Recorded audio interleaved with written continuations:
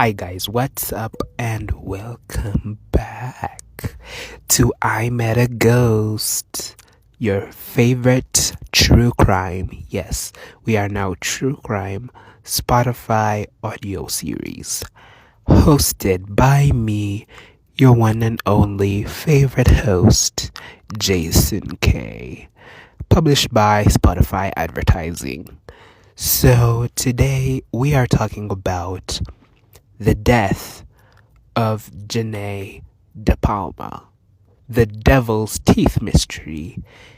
This case has it all: a missing teen, a bizarre discovery, occult rumors, and decades of unanswered questions. So, apparently, in August 1972, a 16-year-old girl named Jeannette Christine DePalma disappeared from her family's home in Springfield Township, Union County, New Jersey. She told her mother she was going to a friend's house and was never seen alive again. 6 weeks later, her skeletal remains were found atop a cliff inside the local Hodale quarry, in an area ominously known as the Devil's Teeth to the locals. Here's where it gets truly eerie. Witnesses reportedly say that the body was surrounded by strange arrangements of sticks and makeshift crosses. Some local accounts claimed that the remains were found in a pentagram-like shape with multi-tailed animal bones nearby, through law enforcement later denied this. The terrain and the way the body was positioned fueled rumors about occult or ritualistic involvement, through no evidence ever supported to that theory. So, welcome back.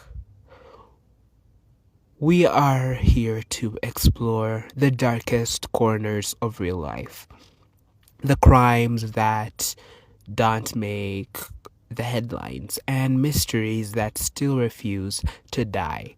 Tonight, we're going back over 50 years to a quiet suburban town in New Jersey, and to a case that spiraled into a rumor, fear, and unanswered questions.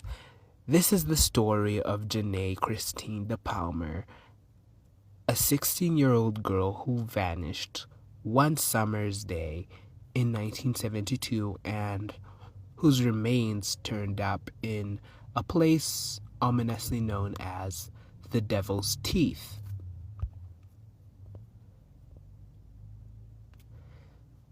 It was August 7th, 1972, a hot summer afternoon in Springfield Township in New Jersey.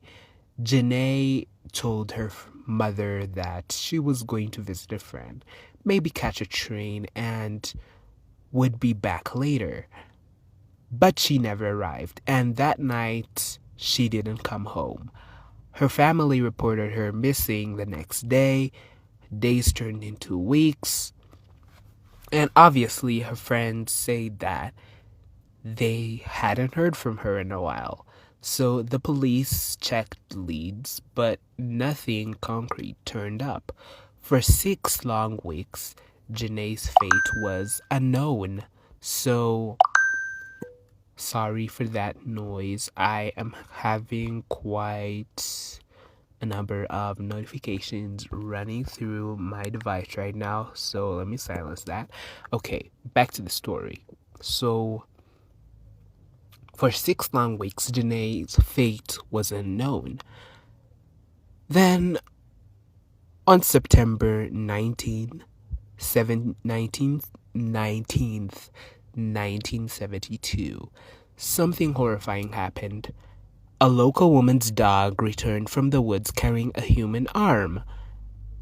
First of all, of course, when you see a dog coming out of the woods holding an arm, you're obviously gonna be like, what the effing fuck? So the woman screamed and called the police. Investigators followed the trail into the woods near the Howardville quarry, and a place the locals had called the Devil's Teeth. So minutes later, they found the rest of her body lying face down on top of a rocky cliff 6 weeks after she vanished. Now here's where the story becomes more interesting. The location where Jeanette's body was found was not just any wooden area. It was a remote, overgrown cliffside that had earned a name that sent chills through people's spines, and nearby freaking everybody out. And early reports from the scene were strange, even macabre. Some witnesses claimed that Jeanette's remains were found arranged among branches and logs in a coffin-shaped outline, surrounded by a makeshift wooden cross, and even pentagrams. Newspapers are literally freaking out at that time and began splashing out headlines: girl sacrificed in witch rite, murder probe sheds light into witchcraft cult, whatever. All those headlines were coming out. So this case became entangled with what historians later called a satanic panic, a time when rumors of witchcraft and devil worship were erupting across the country like never before. So a local pastor even told reporters he believed Jeanette's commitment to her Christian faith might have made her a target of something sinister.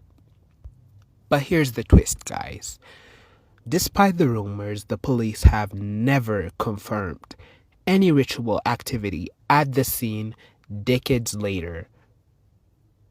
Recently released photographs from the original crime scene suggest the strange patterns people remembered were likely just brush and fallen branches, nothing deliberately placed.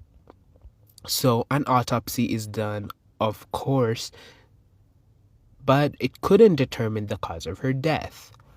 There were no gunshot wounds, no stab marks, no obvious trauma, but the coroner suspected the possibility of strangulation, and the case was classified as an unresolved homicide.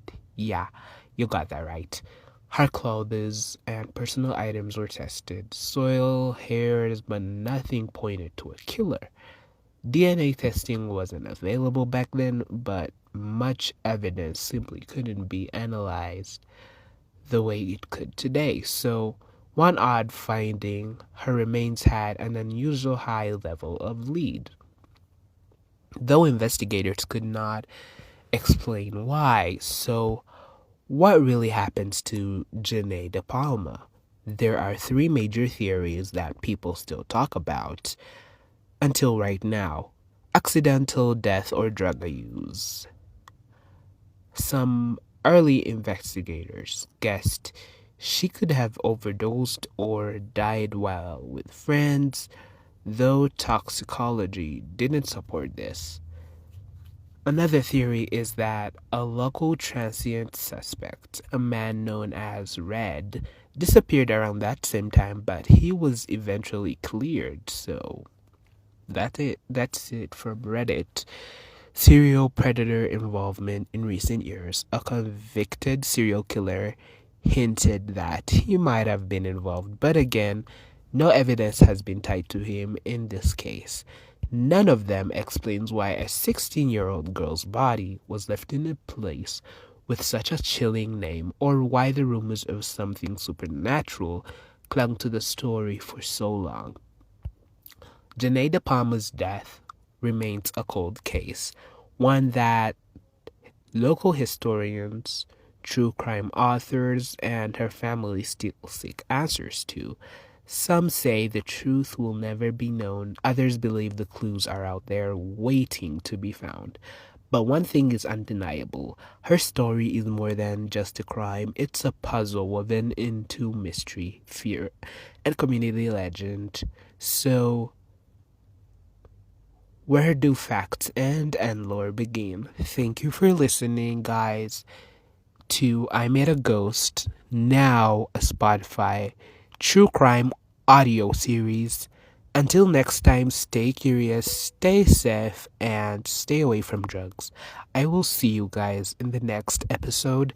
If you're loving these, click that follow button on Spotify, rate us 5 stars, and follow me on Instagram for more updates on I Met a Ghost.